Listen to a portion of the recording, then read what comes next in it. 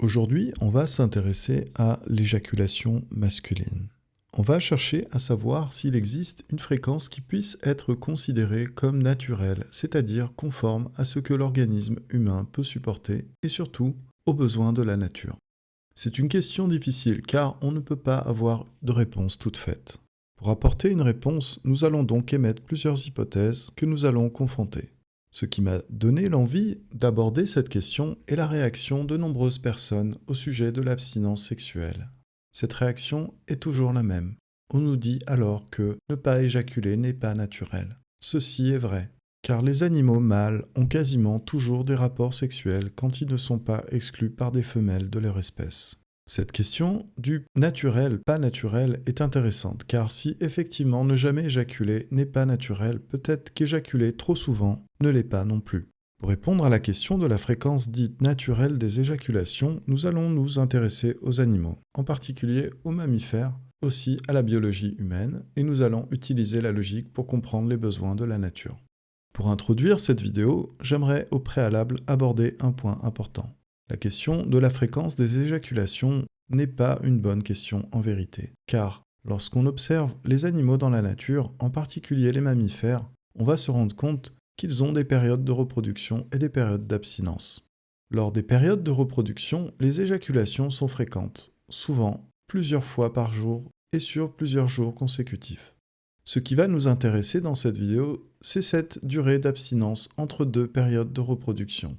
On ne va donc pas vraiment tenir compte du fait qu'il peut y avoir plusieurs rapports sexuels au cours de la période de reproduction. Notre question est donc plutôt de savoir à quelle fréquence l'homme est-il censé se consacrer à la reproduction.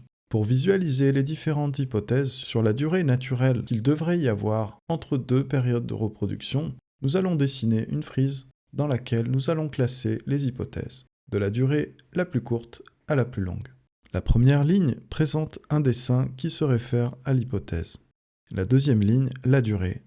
Et enfin, en dessous, nous allons utiliser une échelle que nous allons appeler portion de vie. Cette échelle se rapporte à la durée d'abstinence mise en perspective avec l'espérance de vie. Ainsi, 2 jours équivalent à 700 millièmes de la vie d'un homme, dont l'espérance de vie est de 80 ans. Ce qui fait 0,007% de sa vie.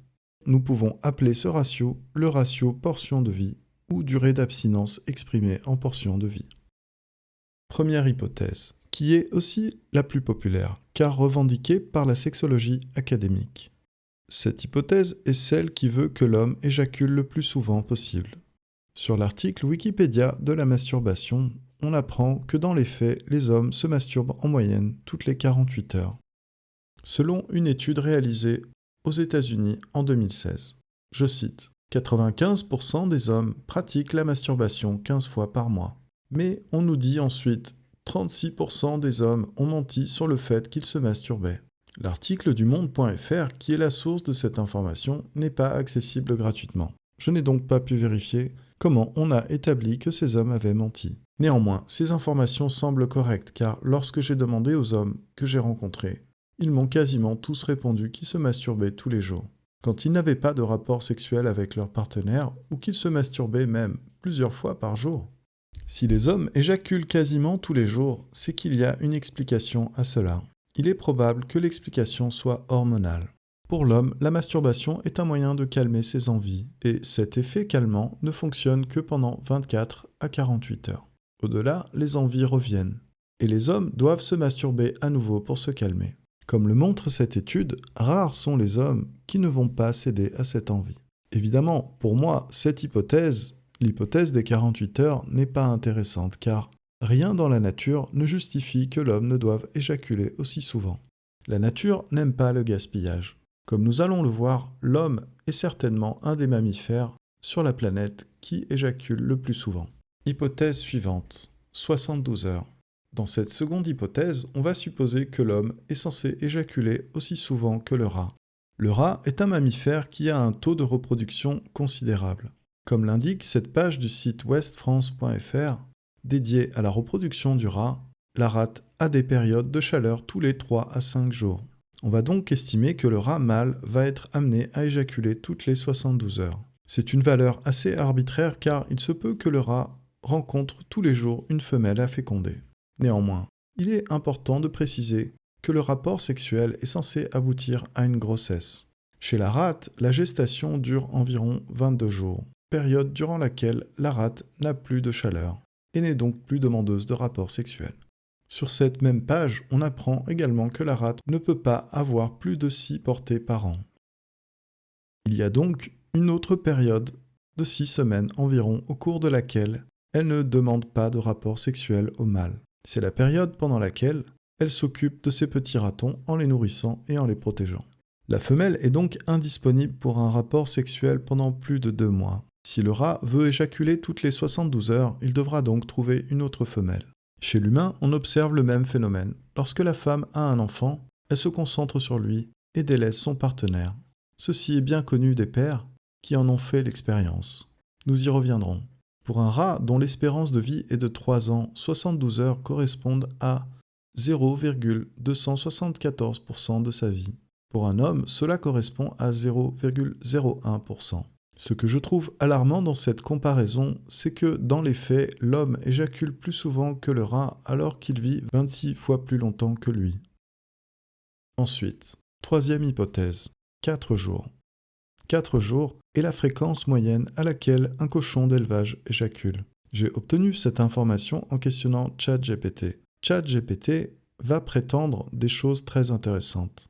Il va dire que si le cochon mâle éjacule trop souvent, il va se fatiguer et que le sperme ne sera pas de bonne qualité. Autre élément intéressant, ChatGPT va nous dire qu'il tient ces informations des manuels de vétérinaires et des organismes de recherche en agronomie, des sources qui vont servir de base aux éleveurs de cochons.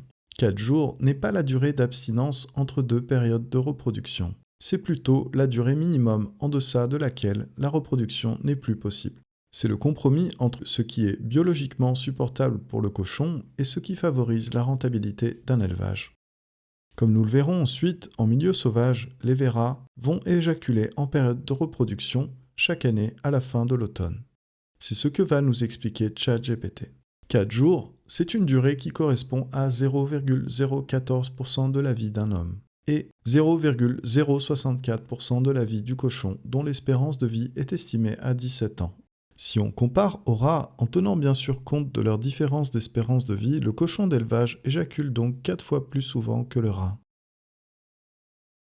Ce qui est inquiétant dans cette comparaison, c'est que dans les faits, l'homme éjacule plus souvent que le cochon, alors qu'il n'est pas soumis aux besoins de l'élevage et que son espérance de vie est 4 fois supérieure. Même si l'homme éjaculait tous les 4 jours, la durée de son abstinence exprimée en portions de vie serait toujours très loin de celle du rat. Elle serait 19 fois plus courte.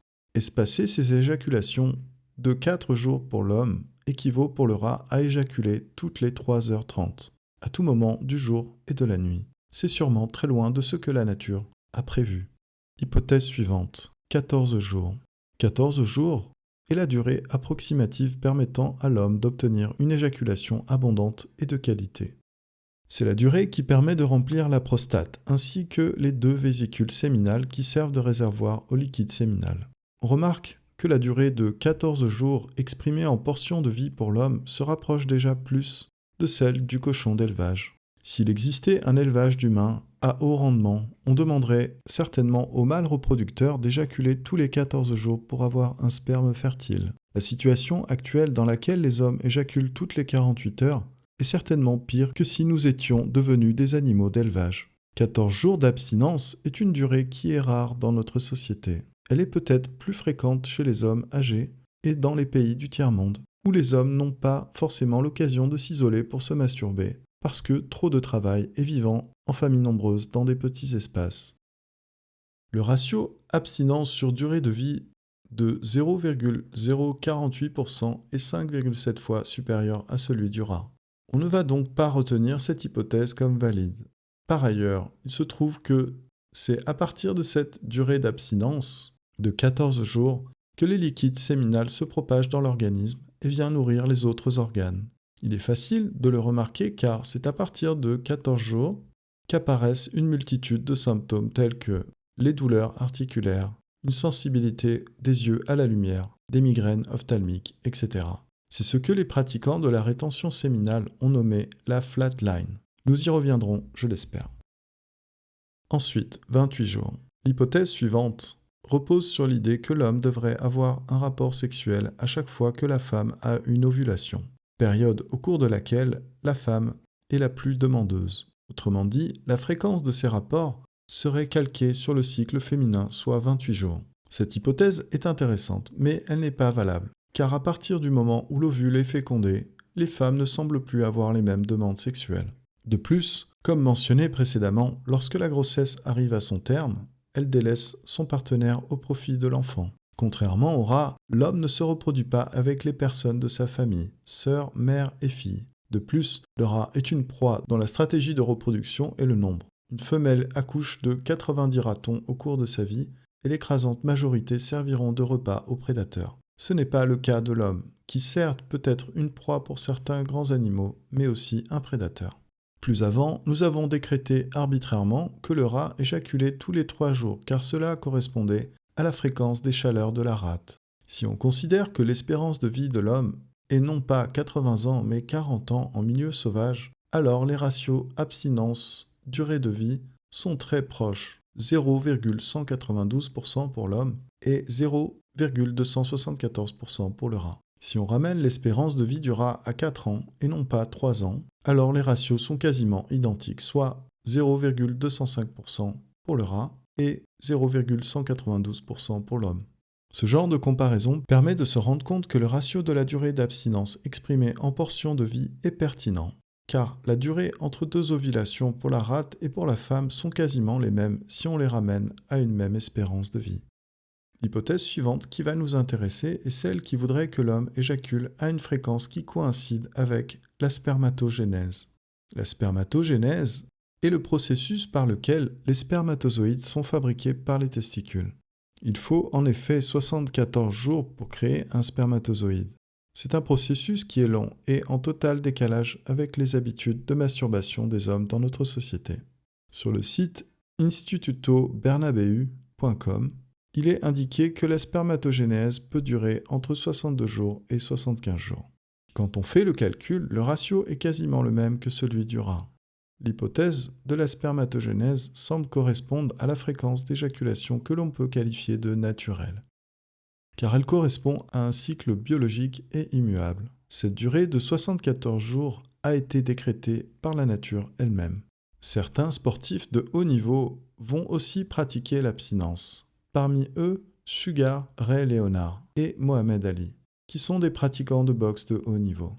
Lorsqu'on va demander à Sugar Ray Leonard combien de temps doit-il s'abstenir de sexe avant le combat, il va répondre en anglais « a couple of months », ce que l'on peut traduire par quelques mois. How much time did he say you needed to stop having sex before?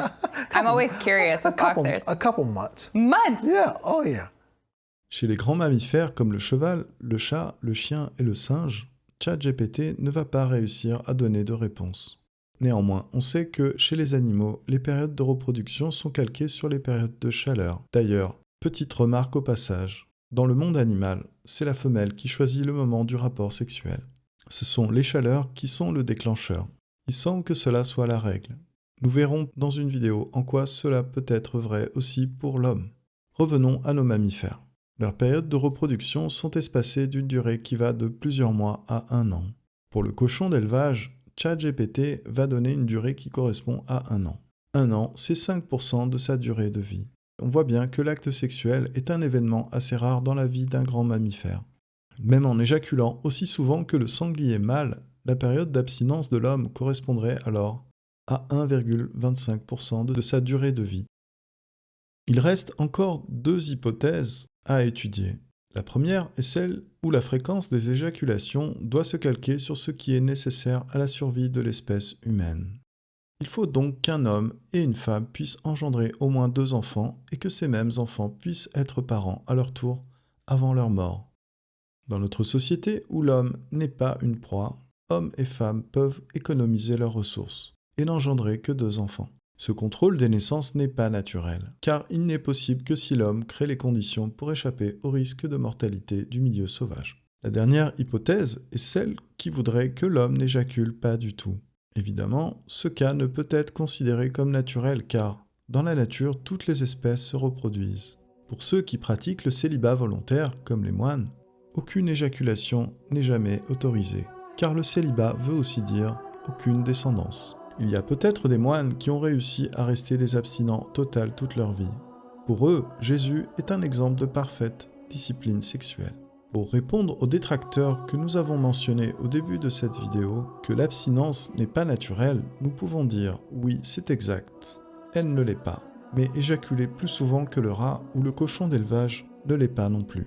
En étudiant tous ces cas possibles, on voit bien que l'homme, en étant le mammifère de grande taille qui a le plus d'éjaculation, est loin de la nature. Pour conclure, et mieux analyser le comportement sexuel humain, je vais reprendre une idée d'un moine et saint chrétien du 7e siècle du nom d'Isaac le Syrien. Dans ses écrits, Isaac le Syrien va classer les comportements humains selon 3 catégories pour définir le progrès spirituel. Nature, contre-nature et au-dessus de la nature. Pour Isaac le Syrien, ce qui est contre-nature, c'est la suggestion des passions. Ce qu'il appelle les passions, ce sont notamment les plaisirs du corps, dont le plaisir sexuel. Si l'homme éjacule toutes les 48 heures, comme c'est le cas dans notre société, c'est pour une seule raison. C'est parce qu'il recherche le plaisir que cela lui procure. La sexologie moderne affirme que l'on doit avoir une sexualité très active parce que ce serait bon pour la santé. Même si ceci est faux, ce n'est pas pour cette raison que les hommes éjaculent. Nous aurons l'occasion d'y revenir. Nous allons reprendre cette classification d'Isaac le Syrien pour classer les hypothèses présentes et répondre à la question initiale. On va donc placer la nature entre le cycle de la spermatogénèse et le cycle de la reproduction des grands mammifères. En deçà, nous allons placer les fréquences qui sont contre nature. Dans cette partie de la frise, le rat est le seul mammifère dont nous avons parlé qui garde un comportement sexuel naturel. Le cochon n'est pas censé être là, car il suit le même cycle que le sanglier sauvage. Si son activité sexuelle est contre nature, c'est parce que l'homme le lui a imposé. Puis à droite de la frise, ce sont les fréquences qui sont au-dessus de la nature. La question que j'aimerais poser maintenant est: que se passe-t-il lorsque l'homme économise ses ressources sexuelles? Que se passe-t-il si l'homme domine sa nature sexuelle? Lorsqu'il arrive à être au-dessus, alors peut-être est-il capable de miracles. Peut-être qu'il n'aura plus les mêmes besoins, que s'ouvre à lui un autre monde, sans colère ni orgueil, un monde dans lequel il n'a plus l'envie d'aller subitement manger à McDonald's. C'est dans cette zone que se trouve l'œuvre du moine, mais pas seulement, tout ce qui a trait à la spiritualité. Lorsqu'Isaac le Syrien parle de progrès spirituel, il veut que nous atteignions l'émerveillement. L'émerveillement est un état spirituel spécifique, extraordinaire. Il explique très bien que dominer ses passions est indispensable à la recherche de cet état. Lorsqu'une personne vous parle de spiritualité sans vous parler d'abstinence sexuelle, elle fait erreur car elle n'a pas compris qu'il existe des conditions biologiques et même chimiques nécessaires à la spiritualité. Une de ces conditions est l'abstinence sexuelle. Ce que nous pouvons retenir, c'est qu'il est possible de jouer avec les lois de la nature, dans le bon sens comme dans le mauvais sens. Ce que j'ai voulu exprimer dans cette vidéo, c'est que la nature ne doit pas forcément être ce qui guide nos comportements. Il existe quelque chose qui est au-dessus et qui s'appelle Dieu. Dieu, dans le sens où je l'emploie, veut dire le créateur de la nature, mais aussi et surtout le Christ, car le Christ, pour les moines, est celui qui a joué avec les lois de la nature pour purifier son âme et atteindre la perfection. Le but de la vie terrestre est de purifier son âme, car tout le reste est sans valeur à côté. L'objectif de Fleurs du désert est de le démontrer, car le domaine de Dieu n'est pas quelque chose d'irrationnel, comme le pensent beaucoup de gens athées. Dieu est votre meilleur ami, votre plus grand profit. Pour le constater, il suffit d'expérimenter sa loi. Commencez dès aujourd'hui. Merci pour votre écoute. Ce fut un plaisir comme d'habitude de faire cette vidéo. J'espère qu'elle vous a intéressé et vous a aidé à trouver des réponses à certaines questions. À très bientôt, merci.